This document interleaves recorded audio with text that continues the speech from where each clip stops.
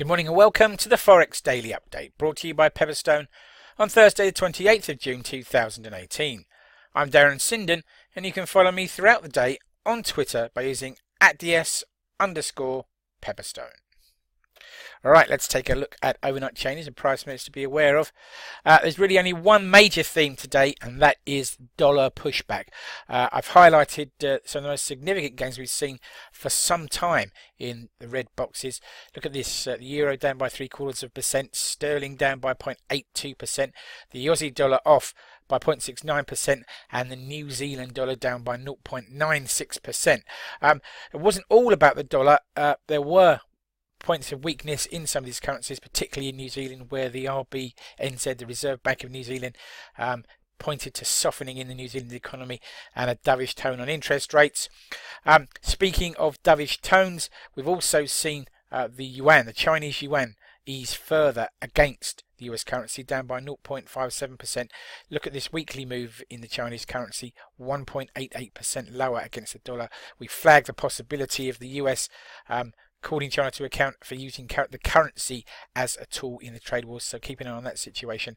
The Mexican peso, a big trading partner of the USA, also down by 1.1% yesterday, and unsurprisingly perhaps the dollar index back above 95, trading at 95.28, a change of 0.66%. So certainly some big movers in the FX markets at the moment.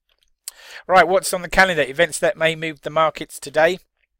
First of all, be aware we have an ongoing meeting of European ministers in Brussels. At 6 a.m. GMT, we'll have GfK consumer confidence data out of Germany for July, and at 8 o'clock, the Eurozone economic bulletin and the business climate index for June. Business confidence has been taking a knock, of course, in Europe at the moment because of trade war fears. At midday, we'll have from Germany the harmonised index of consumer prices for June, the EU's preferred read of inflation. Perhaps inflation is less of an issue now with the central bank signalling that's to end QE at the end of the year, but nonetheless it's still worth paying some attention to that number. 12:30, because it's a Thursday, we have initial jobless claims and continuous jobless claims out of the US. That's also followed at the same time by gross domestic product data for Q1 out of the US, probably the more important of those two numbers, and we'll also have personal consumption and core personal consumption expenditure detail for Q1 out of the States as well. 13:30, and we see the first of the day's central banker speeches. This time it's MPC chief economist and member of the Bank of England, Andy Haldane, that's speaking. 14:45, Jimmy Bullard of the Fed will give us the benefit of his wisdom, and at 1600, FOMC member Bostic will also be speaking. Then there's a big gap, a leap right through to just after 11 o'clock GMT tonight for GfK consumer confidence data for June. And if you're still in the market at 23:30, you can see Japanese inflation data in the form of Tokyo CPI and consumer price index data, alongside Japanese unemployment and applicants ratio data for May. Of course, one area that the Japanese don't have an issue is in unemployment. Okay then, breaking news and comment that's caught my eye.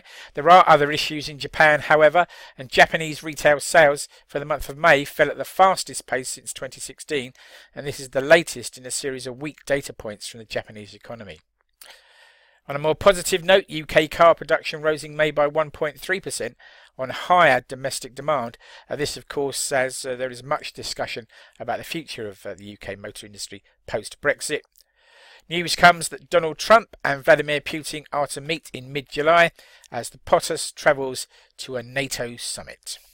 And meanwhile, as noted, European ministers will meet in Brussels today for a two-day summit to discuss Brexit, the EU budget and migration, among many other issues. Right, food for thought, something to take away with you into the trading day and beyond. Why not think about this? Leveraged exposure to US equities is at new record highs, data reveals. The exposure has grown consistently as US indices have rallied, supporting the mostly long positions. However, this may become an issue if US markets continue to correct lower. We've seen US equities trade down over the last few days. Nothing too spectacular at the minute, but if sentiment does turn, then this increasingly long exposure and leveraged exposure to US equities could come back to bite us in the behind, shall we say. Right, risk warning time. Please take a moment to read the risk warning. Trading CFDs and foreign exchange on margin can be a risky business. If you're uncertain about the risks involved in trading or the suitability of using leveraged products, then please do contact your Pebblestone account representative. Thank you for your time.